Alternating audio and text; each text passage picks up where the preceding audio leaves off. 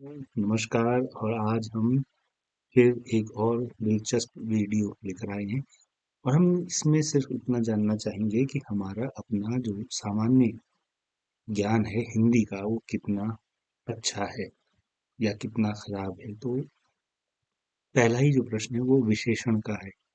वे शब्द जो संज्ञा और सर्वनाम की विशेषता बताते हैं।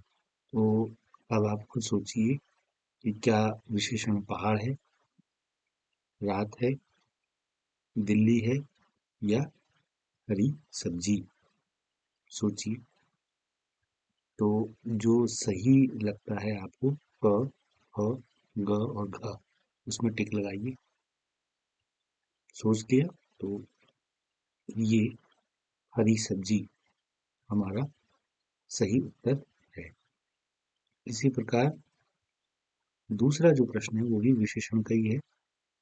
पालतू कुत्ता या कुत्ता, आदमी या भारत। तो देखिए, कुत्ता भी संज्ञा है, आदमी भी संज्ञा है और भारत भी संज्ञा है। लेकिन कुत्ता है तो कैसा है? पालतू है, जंगली नहीं है। तो हमारा जो सही उत्तर है वो है पालतू कुत्ता। अब तीसरा प्रश्न है नदी का बहुवचन। तो देखिए, नदियाँ, नदियाँ, नदियाँ या नदियाँ। तो कौन सा सही है आप बताइए। सोचिए कि कौन सा इसमें सही है। तो शायद आप इसको सही मानेंगे। बहु का बहुवचन है। बहुएं, बहुएं, बहुएं और बहुएं। कौन सा सही है, ये या ये? सोचिए सोचिए। तो ये सही है। आप गिनते रहिए कि आप कितना सही बता पा रहे हैं। पाहुन का अर्थ है पायजामा, पाजेब, मेहमान, नाश्ता। इन चारों में से कौन सा सही है? सोच लिया आपने? ये या ये या ये या ये? तो मेहमान पाहुन होते हैं। अगला प्रश्न है तिमीर का अर्थ क्या है? तसला, तमतमाना, सवेरा या अंधेरा?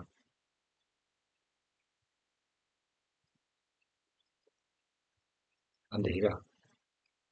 उम्मीद है कि अब तक जितने भी प्रश्नों पर हम बात कर रहे हैं आपके सही उत्तर यही होंगे जिस पर हम टिक लगा रहे हैं। आगे बढ़ते हैं। पीयूष का अर्थ पेय, अमृत, पीला या पानी? सोच लिया? तो जो भी सही होगा उस पर टिक लगाइए। और अमृत सही है। ये बहुत परीक्षा में पूछा जाता है। जलज का अर्थ बादल, मेघ, तीर या तरंग? जलज। अब यहाँ हमारा जो उत्तर है वो कौन सा होगा? जलज। इसमें चारों में कोई भी सही नहीं है, क्योंकि जलज का अर्थ होता है, सोचिए सोचिए कि क्या होता है। अगर आप इसको बता पाएंगे तो बहुत ही अच्छा लगेगा हमको। कि जलज बादल नहीं है तो फिर क्या है, क्या होगा? सोचेंगे तो मजा आ जाएगा। बहुत ही महत्वपूर्ण प्रश्न है, बहुत ज्यादा परीक्षा में पूछा जाता है। तो आप अब तक समझ पाए होंगे? तो बताइए। थोड़ा सा इसमें हम समय ले लेते हैं कि जलज, जल, जलज क्या होगा? जलज का अर्थ हम इसको थोड़ा सा देखें। तब तक हम एक और स्किप कर लेते हैं। आप सोचिए, क्योंकि ये बहुत महत्वपूर्ण है और बहुत ज़्यादा परीक्षाओं में पूछा जाता है। तब तक हम दूसरा देखते हैं। तब तक आप सोचते हैं तुरंग का अर्थ क्या है? तुरंग। घोड़ा, तुरई, तीर या तरंग? सोचा आपने? तो इसका जो अर्थ है वह है घोड़ा।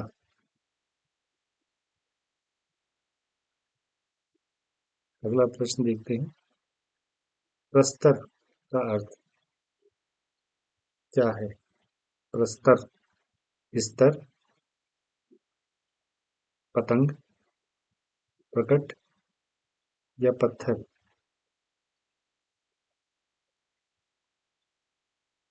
तो पत्थर।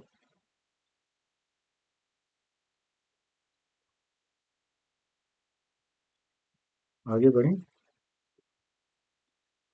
आम का विलोम? केला, अम्मा, खास या आमी? सोचिए। तो आम का विलोम है खास। गुप्त का विलोम? प्रकट,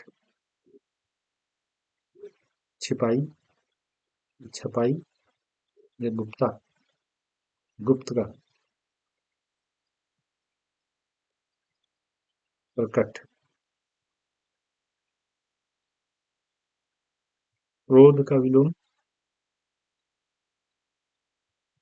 देखिए क्या है। क्रोध का विलोम? गुस्सा, क्रोध, क्षमा या प्यार? क्रोध का। यहाँ हम क्षमा करेंगे। तो अब आपने जलज का जल से उत्पन्न होने वाला, तो हम इसको ठीक कर लेते हैं ताकि आपने सोच लिया होगा। तो यहाँ जो है आना चाहिए था क्या? कमल। तो इसमें कमल नहीं है। तो ये भी नहीं है, ये भी नहीं है, ये भी नहीं है और ये भी नहीं है। जलज, और जलद होता है बादल, तो ये जलज है ना कि जलद। आगे बढ़ते हैं। ये भी हो गया था, ये भी हो गया था, गुप्त का भी हो गया था, क्रोध का भी हो गया था। तो क्या बचा था? अभी बहुत सारे हैं। कोमल का विलोम? मुलायम, नरम, कठोर, कमल? आदान का विलोम? नादान, अदान, प्रधान या प्रदान? आदान प्रदान। गति का समानार्थी? समानार्थी, समान अर्थ देने वाला? चाल, तेज, गतिमान या निर्गति? चाल। अवधि का समानार्थी? अवधि, अवधि, समय, निवधि? समय। आज्ञा का समानार्थी? स्वीकार, निर्देश, आदेश या अवज्ञा? आज्ञा, अवज्ञा? नहीं, आदेश। चिरायु का समानार्थी? चिराना, चिरान, लघु, दीर्घायु? चिरायु, चिराना, चिरान? नहीं, दीर्घायु। शत्रु का समानार्थी? मित्र, बैरी, सखा, विरोधी? विरोधी, शत्रु, बैरी, मित्र। अग्नि का पर्यायवाची? ये तो बहुत ही सरल है। आग, सूर्य नहीं, अंगार नहीं, किरण नहीं। नदी का पर्यायवाची? वारिद, जल, सागर या सरिता? यह लघु सरिता का बहता जल। तालाब का पर्यायवाची? कूप, पनघट, पानी, सरोवर? पक्षी का पर्यायवाची? पंखी, पतंग, काक, खग? पक्षी, पंखी, पक्षी, काक? नहीं, खग। घर का पर्यायवाची? आश्रम, ग्रह, बैकुंठ, कुंभ? ये तो बहुत सरल है। अक्षर को कहते हैं वर्ण, शब्द, वाक्य, अनुच्छेद। वर्ण। बूढ़ा का स्त्रीलिंग बूढ़ा बूढ़ी, ये सरल है। बूढ़ा बुढ़ापी, बूढ़ा बुढ़िया, बूढ़ा बुढ़िया। सोचिए। जी हाँ, बुढ़िया। देवर का स्त्रीलिंग देवरी, देवर देवरी, देवरिया, देवर देवरिया, देवर देवरानी, देवर देवरानी।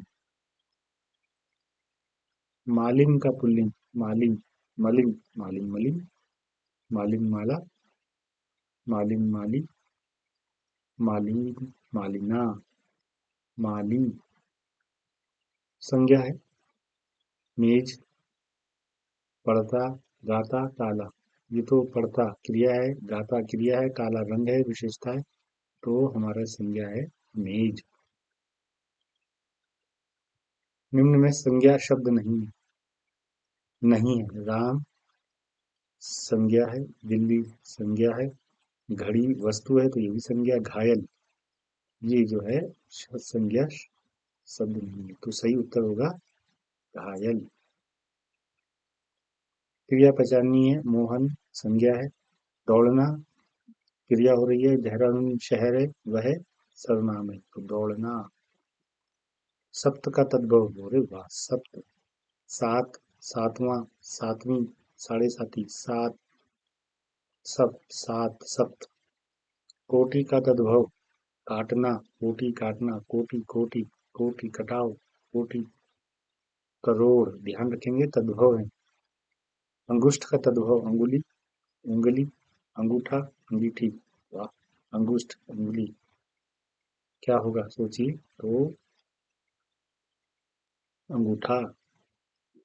कोण का तत्सम कोड़ी, कोड़ा, कुष्ठ, कुष्ठा, कोड़, कोड़ कोड़ी। हम्म। तो ये है आपका कुष्ठ। तत्सम पूछा गया है यहाँ पर। कोयल का तत्सम कोकिल, कोयला, कोयली, कोमल। कोयल, कोयली, कोयल, कोयली, कोमल। पूछा गया है तत्सम। मामा का तत्सम ममेरा, मामी, मम्मी, मातुल, मामा, मामी। तत्सम पूछा है मातुल। अगर मगर करना का अर्थ बहाने बनाना, डगर चलना, मना करना, रोना। मना करना अगर मगर, बहाने बनाना। आंखें बिछाना का अर्थ है नजर रखना। आंखें बिछाना, प्रतीक्षा करना, आंख से गिरना, आंख गिरना। आंखें बिछाना, नजर रखना, प्रतीक्षा करना। कुर्सी तोड़ना का अर्थ है मेहनत न करना, कुर्सी पर झूलना, कुर्सी पर जमे रहना, कुर्सी से गिरना, कुर्सी से गिरना, कुर्सी पर जमे रहना, कुर्सी तोड़ना, मेहनत न करना। उगल देना का अर्थ है उल्टी करना, सिंपल है। वाल आना, रोना, सच बोलना। पुलिस के सामने चोर ने सब कुछ उगल दिया, सच बोलना। खून खौलना का अर्थ है बहुत गुस्सा आना, खून गिरना, खून बहना, खून बहना, खून का बहना, आग में गिरना। खून खौलना मेरा तो खून खौल गया भाई। बहुत गुस्सा आना, क्रोध, बहुत क्रोधित होना। गाल बजाना का अर्थ है गाना गाना, गाल, खाना खाना, डींग मारना, गाल फुलाना। गाल बजाना ये तो फालतू में गाल बजाता है। डींग मारना। सही वर्तनी अव्यवस्थित, अव्यवस्थित, अव्यवस्थित, अव्यवस्थित। ये बहुत बड़ा महत्वपूर्ण है। सोचिए सोचिए। तो सही है अव्यवस्थित। तो ये हमने कुछ हिंदी के बहुत साधारण सामान्य चीजें थी जो हमने आपके सामने रखी। तो आपने साथ साथ में इसका अध्ययन किया तो आप स्वयं सोचिए कि आपने कितना सही किया या कितना गलत किया। तो अपनी हिंदी को सुधारिए, अपनी हिंदी पहचानिए, बोलिए अच्छे से और आगे बढ़िए। खुश रहिए। अगली वीडियो में मिलते हैं, तब तक नमस्कार।